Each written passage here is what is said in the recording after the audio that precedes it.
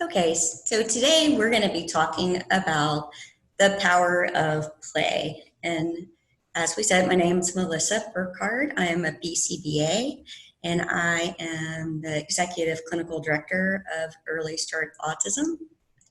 And let's get going with learning about play. Research shows that children with autism who have better play skills at a young age go on to have better play and language skills later on. Actually, the same part of your brain that activates for learning to play is the same part of the brain for language, because language is abstract and play is abstract. You're acting out something you've seen before. So with that being said, you get a lot of bang for your buck when you work on play, because your child's language skills improve while you're doing this. And it's a fun way to connect with your child. So today I'm going to share strategies with you how to optimize your play with your child so that you're able to have longer time playing with your child. Your child will stay with you longer, more learning opportunities, and to just talk about different stages of play and how we can optimize those.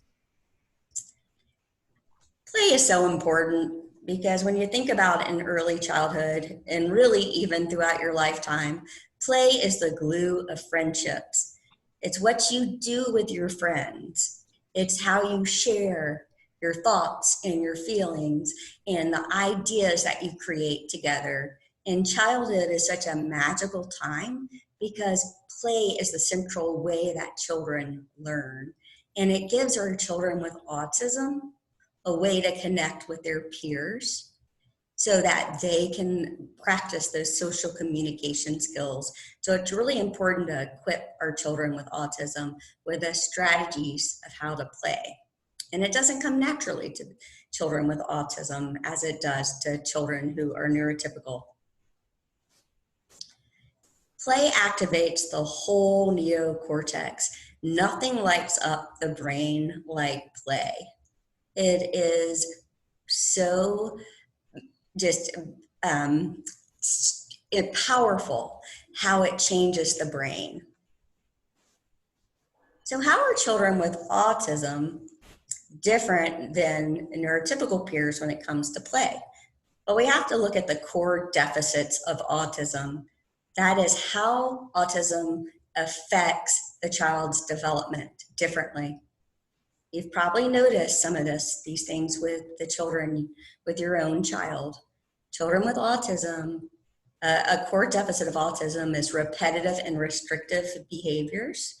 So children with autism usually will repeat an action or motion more than their peers, because as they're repeating an action or emotion, that is satisfying to them for a lot of different reasons. They like things to be the same and predictable. But in the meantime, while they're repeating an action or emotion, they're missing out on learning opportunities. They often spend a really long time with a favorite toy instead of exploring the environment and linking toys and ideas together. They might play with unusual objects in unusual ways. Some children will carry around a piece of string and like to flip the string. And that can be used to connect with the child, but it also really limits their learning opportunities. Their play tends to be simpler than their peers. They often don't link multiple steps together, such as needed in a pretend play sequence of, let's say, pretending to play McDonald's and having friends order food from them and them cooking it and serving it. There's many steps linked together. And often children with autism stick to a simpler scheme. They usually have less interest and skill in pretend play. Pretend play is very complex and it takes a lot of different parts of your brain to engage in pretend play. And today we're going to talk about how to teach pretend play. They also seem more content to play alone with their toys, often not initiating with a parent or a peer to join in, and can spend hours doing the same thing with a toy. And when you think about that, think about how many learning opportunities are lost. So we're going to look at this little girl and just kind of look at her play.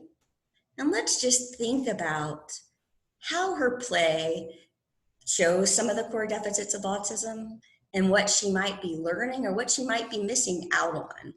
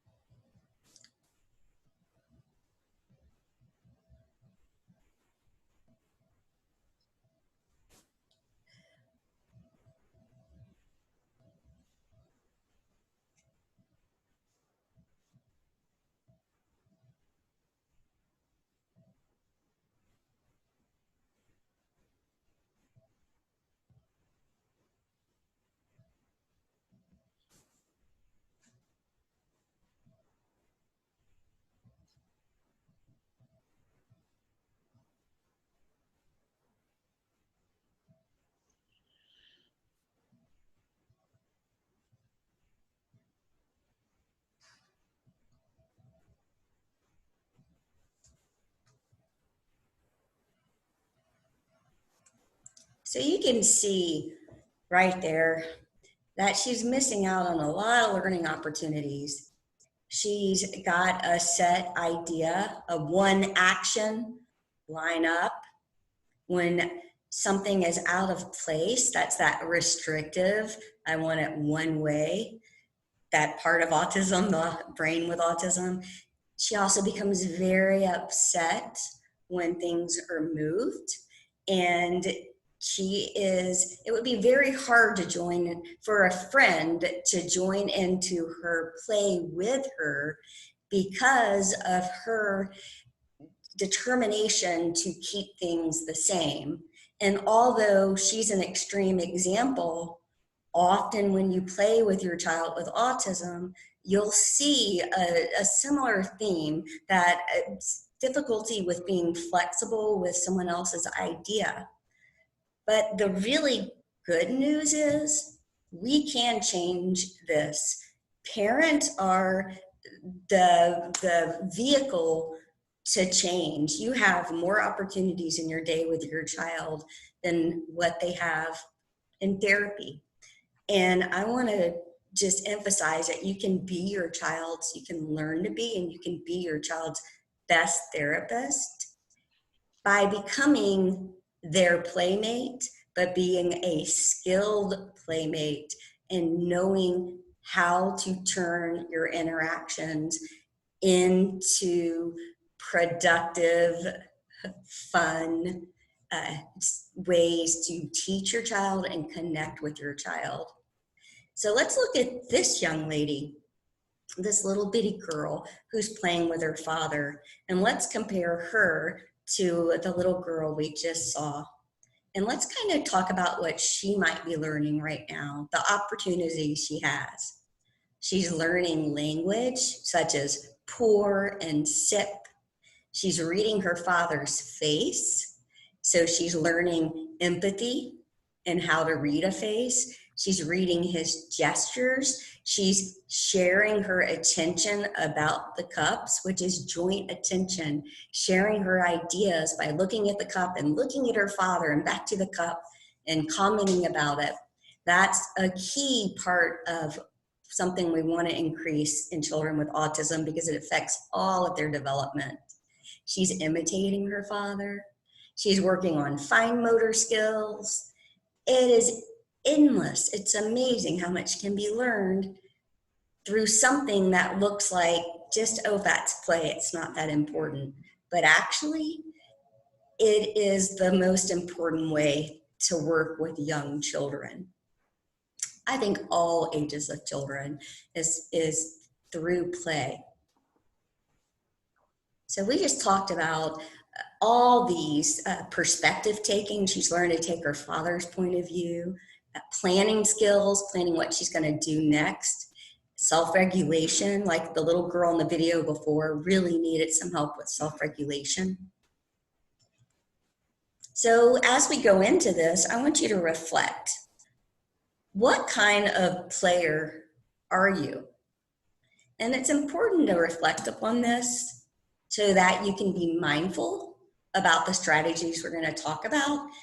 If you tend to be more of the teacher or helper style, which I find is very common, it's not a bad style, but there's some things about it that can inhibit some of your child's opportunities to learn. So the teacher style often chooses what the child will play with. They direct the child how to play. Put it here, do this, do that. They tell the child what to say, and they ask a lot of questions. And I understand why parents of children go to this style, because they're super concerned that their child is behind developmentally. The only role model they have for teaching a child is a teacher. And so they take on that role of, I'm going to teach you. We're going to do a puzzle now. This is the color blue. This is the color yellow. Tell me what color this is. Sit down. Now we're going to do this activity. And my heart goes out to parents, because that's all they've got in their tool chest, not knowing the research that we're going to be talking about. So if you're the teacher or helper style, just reflect on that. Some parents may take on the do not disturb style, and that style often kind of is the result of having a child who really doesn't want them to play with them. A lot of kids with autism will pick their toys up and leave when you come into their zone, because they want to do it in one way, like the little girl earlier, and they don't want someone to mess up their way. And the parent, after their child walking away multiple times, just decides, my child's happier on their own. I'm just going to let them play alone. And there's a way to build a bridge to your child, and we're going to talk about that today. Also, some parents don't feel as comfortable just being silly. Some people are more naturally bigger affect, like to play, like to get on the floor, and some people just don't feel as comfortable. So it may be something you have to just work on so that you can feel comfortable. The style that helps a child with autism learn and have the most learning opportunities is the responsive player. The responsive player fits their response and fits their energy level to their child. So it's going to vary. It's not always going to be the same. So if their child is overly sensitive to sounds or to big affect, the parent will know to tone it down. Or some children are underreactive and they need the parent's energy to carry them with the parent using big affect and big sound effects and big smiles to get the child to look at their face. The responsive player ahead of time sets up the environment to learn. So that parent has looked at what can they target. They might be thinking about what are they working on with their child, requesting things, language, learning vocabulary. And if you see this parent has shelves set up behind them and they have things displayed, just one thing, so the child can see it. The parent might have set out some puzzles, things they know the child will like and can choose from, but not overwhelming the environment with a lot of things. And they're going to rotate it out to keep the child interested. So when we get to allowing the child to choose the activity, there's all these activities that the parents already kind of thought about how they might work with their child or follow their child to. So following the child's lead is allowing the child to choose their activity. And we're going to talk more about that in a moment. The responsive player is animated and fun and keeps the play going. Also, the responsive player limits the number of questions. Going back to the teacher and helper style, often parents don't know how to talk to their child because they're unable to talk with their child because their child does not have that much language.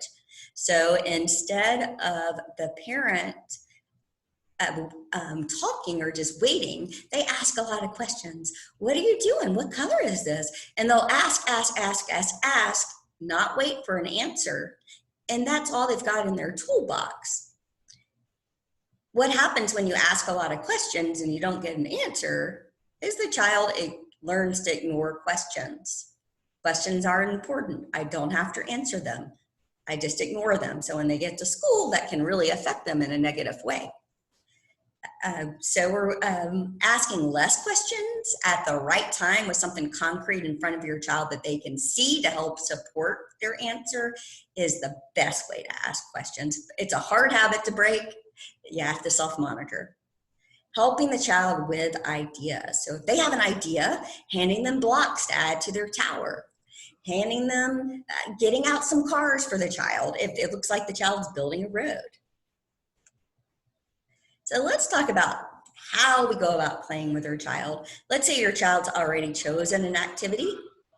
You would go ahead and join in by getting across from your child face to face. The importance of face to face is so that the child can see your mouth as you form sounds, and so that your child can see your affect and your expression, and so that you can see your child's idea. Just as important is being sensitive to your child's idea. The next step after getting on your child's level face to face, getting in their spotlight, is to be a wise owl. The wise owl doesn't talk much. They observe and watch with their big eyes. What's the child's idea? And they wait. Instead of jumping in and controlling the play or making suggestions, they wait to see, what is it that my child likes about this? How can I join in? I'm gonna wait. During that time, you might take some deep breaths, smile at your child, and watch. You might find that your child will communicate to you in some way. And you're gonna think about, what is this my child's idea? This is one of the hardest strategies to learn, and it's hard to do because you wanna jump in and get going. But this is so important because a key deficit in autism is initiation. If we're always telling a child what to do or controlling, they're not able to initiate with their own ideas.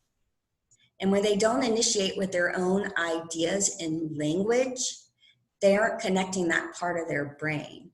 When we step back and let the child be the first to communicate in some way, even if it's a subtle little look, then they're coming up and they're building neurons in their brain on their own language, their own ideas. Where you lead, I will follow. The next thing is, what's the child's idea? And following the child's idea. Instead of, if the child's playing with cars and you think it's time to do puzzles, okay, we're gonna do puzzles now. That's not following your child's idea. The importance of following your child's idea is your child's attention is already on something. It's hard for children with autism to switch their attention. If you join in, the child will stay longer and you're gonna have more learning opportunities than trying to switch the child's attention, and they're motivated. They're motivated to play with that toy. You're gonna capitalize on motivation, which is pivotal, as is initiation, to get those learning opportunities going. Be a sportscaster. Talk about what your child is doing. So you're face to face, you're owling, you're watching your child, and now you're gonna comment and narrate. Talk about what your child is doing. The train's going down the track. Oh, the train's on top of the ramp. Train's going down fast. You're one-upping your language. If the child speaks in 0 words, you're gonna try to aim for 2 to 3 words. for a lot of the time that you're narrating for your child. Other times, speak in longer sentences. You're going to emphasize core words such as nouns and action words, prepositions and adjectives later. So, train goes down. The horse is on top of the barn.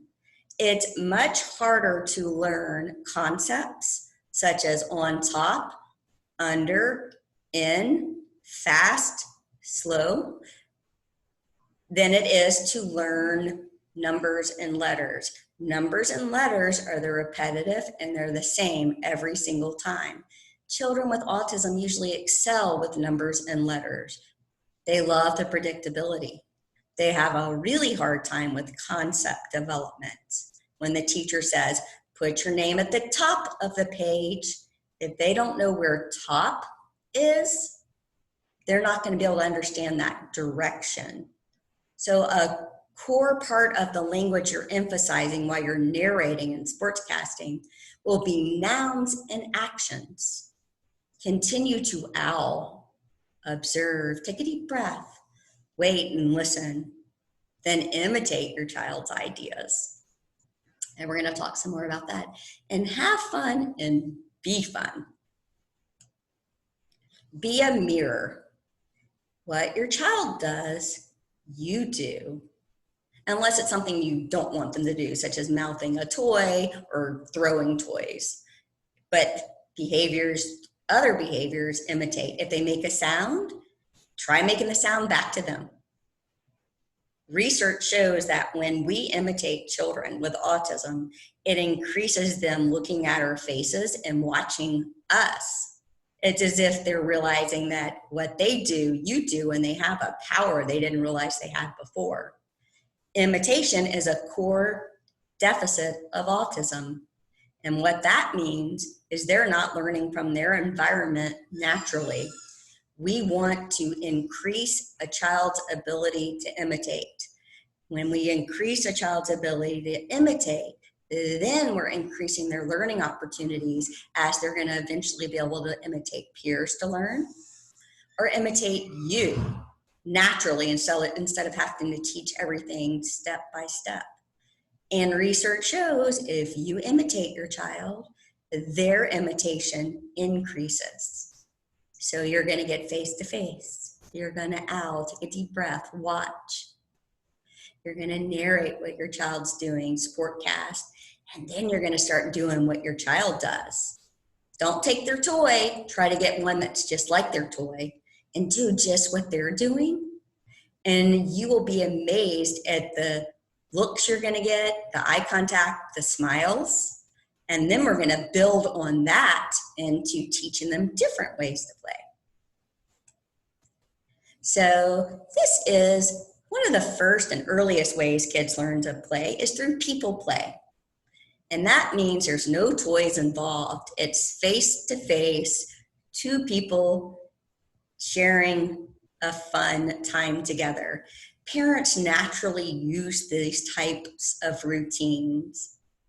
And when you use them, there's ways to optimize them, which is putting in pauses and waiting at the every 10 to 15 seconds for your child to initiate with eye contact, sounds, or words to show that they want more of this fun game. It's the first conversation. You do something, your child responds. You fit your response to your child's response, and they fit their response to you. This also leads to turn-taking in play with toys, turn-taking with friends, and turn-taking in conversations. It's one of the first building blocks of conversational skills. We're going to look at this video and watch for how the therapist uses pauses and waits for the child to communicate in some way.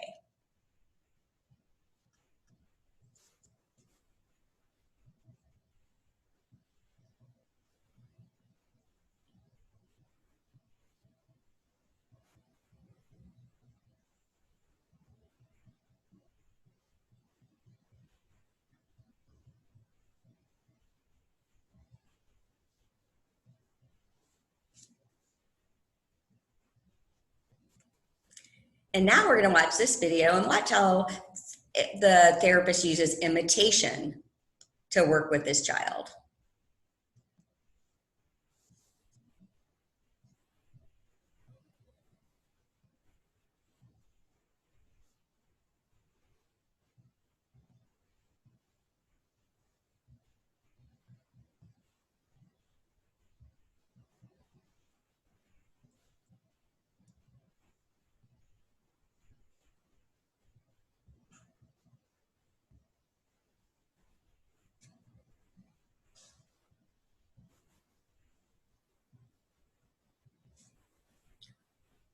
Often children's first words are around routines such as this.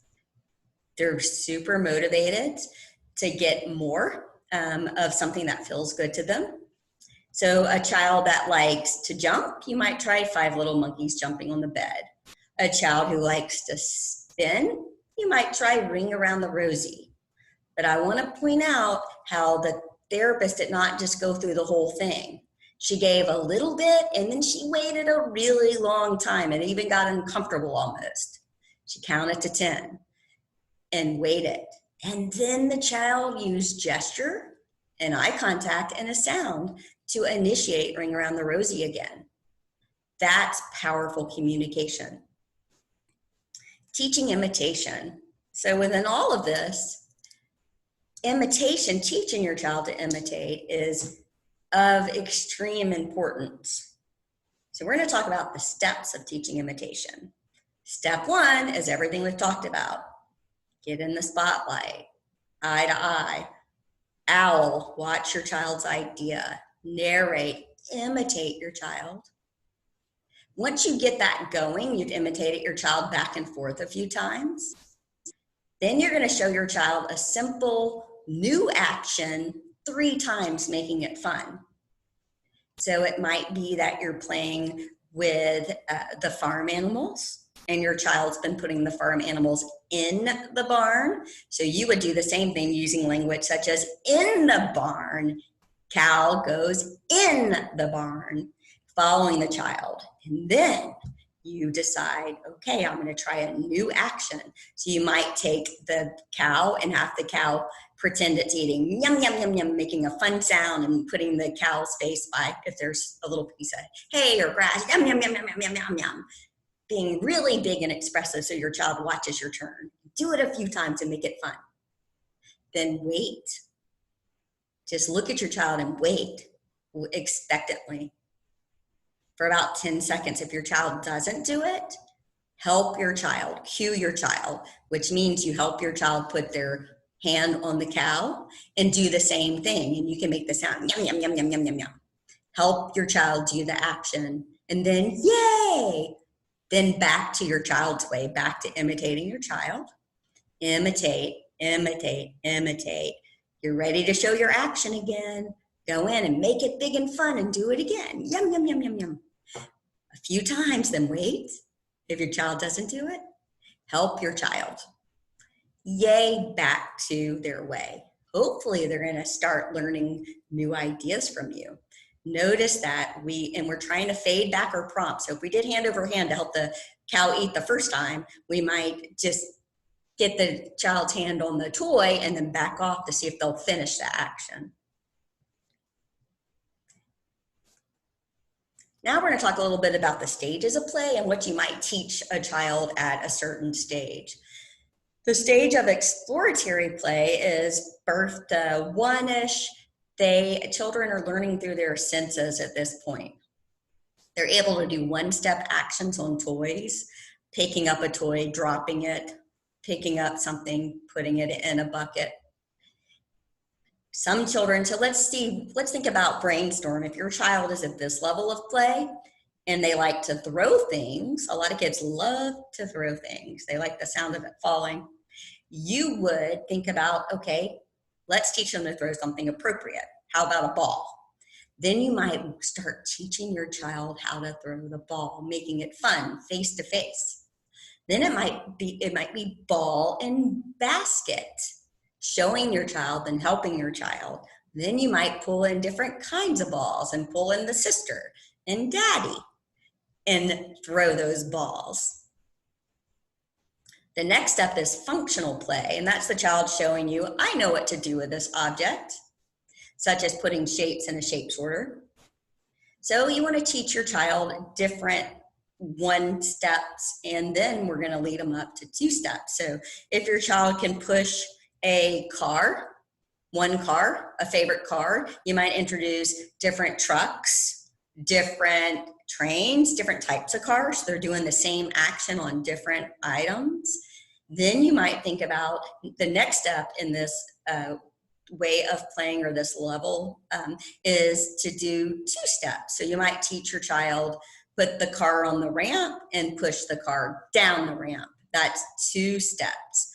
Put the train, put together the track and put the train on the track. That can really be 3 steps, because then you're going to push it. So that would be your child's next step if they're in the functional play level. Once a child gets to the functional play level, we can start teaching early pretend play, which is a lot of fun. Early pretend play is that bridge to more complex pretend play. The way you teach early pretend play is you get some objects that center around something the child is familiar with. Caregiving activities, eating, bathing. So gather up a baby bottle, a toothbrush, cups, spoons, pretend food. Get face to face with your child. Show your child, if the child picks it up, watch what the child does, imitate the child, and then show your child how to use it. So you might have a baby doll with you, and then you might get the baby bottle and show, feed baby, num, num, num, num, and show them how to feed the baby, and show it 3 times and wait. If the child doesn't imitate you, you're going to put their hand on the bottle and on the baby, and you're going to help the child feed the baby. Oh, feed baby, yum, yum, yum. Yay, way to go. And back to your child's way. And then you might try that again. You showing your child first. That's imitation. Not telling them what to do, but showing. That's a really big key in this. It's easy to just tell your child, that's not imitation. You doing it first is imitation. Then you making a big show of doing it again. Yum, yum, yum, yum, feed baby. Then hopefully your child will follow. You can add, wash the baby. You can get a plastic baby doll. You can have the child bring it into the bathtub with them. You can show wash, wash, wash baby, and help the child wash, wash, wash baby, or hope they imitate you. You can bring a stuffed animal or baby dolls to all around your everyday with you. Let's say it's time to eat. Your child gets in their high chair, or they're at the table, and you bring in teddy bear. And as your child's eating, you can feed teddy bear and have your child feed teddy bear, or have a puppet that eats what the child feeds them. Bring it outside, let the teddy bear go down the slide, the child go down the slide. Pretend play is really a fun thing to teach.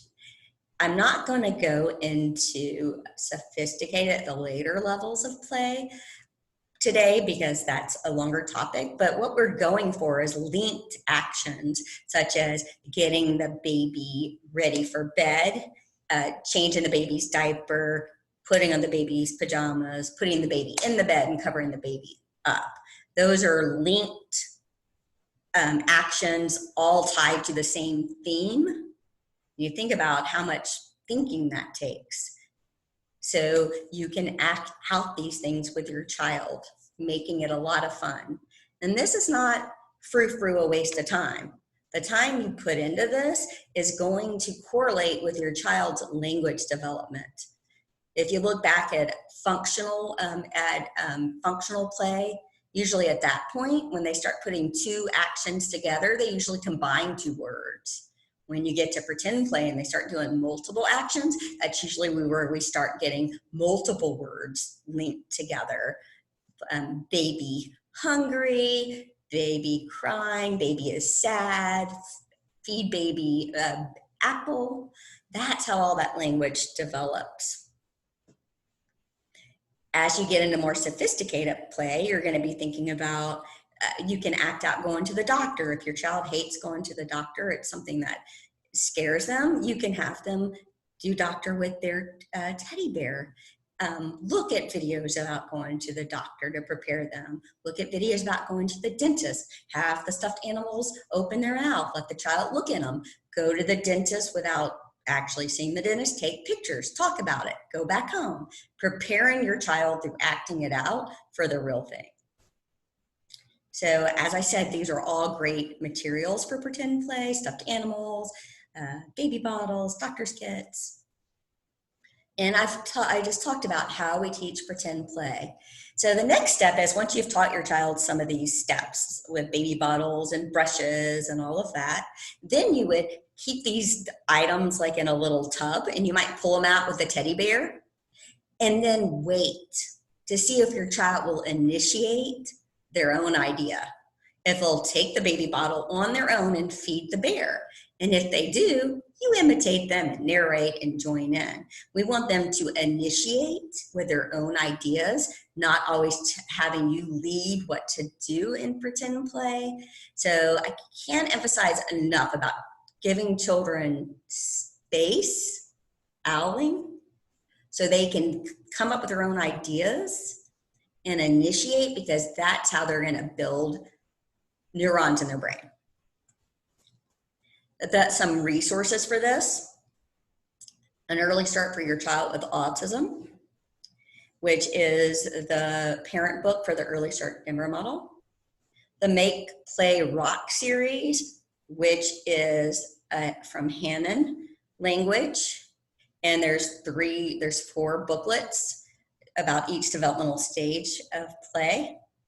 On my website, actually I have a new website that hopefully is going to get launched in the next few days.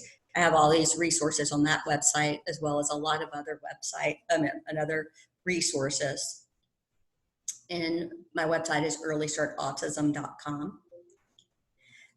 Early Start Autism is partnered with the nonprofit Unicorn Children's Foundation. And we offer a Early Start Denver Model Parent Coaching Scholarship, where you are coached on specific developmental objectives for your child, and you're coached on how to use the strategies we talked about today in more detail specific to your child, as well as learning a plethora of strategies, and you're coached actively with your child so that you can feel what it feels like to use these strategies and learning how to implement developmental objectives. It's very powerful. Sometimes children, within a few weeks of starting the parent coaching with their child, when parents learn to back up and let their child initiate, children go from very little language, sometimes to explosion of language, because now they have an idea, they have time to think and get their language out. And they're being given the opportunity to initiate. This is my contact information. Like I said, my name is Melissa Burkhardt, earlystartautism.com. Early Start Autism, we offer parent coaching privately, one-on-one with your child. Also, if your child becomes a client of Early Start Autism, we offer applied behavior analysis that is developmental. So we use a lot of the naturalistic strategies, such as what looks like play, but is really intensive learning. If your child is accepted as a client, your parent coaching is part of that. We accept various insurance and accept children who are 6 years old or younger into our program. So if you'd like to learn more about that, feel free to go to earlystartautism.com. And thank you for the opportunity to share this with you. And thank you, Melissa.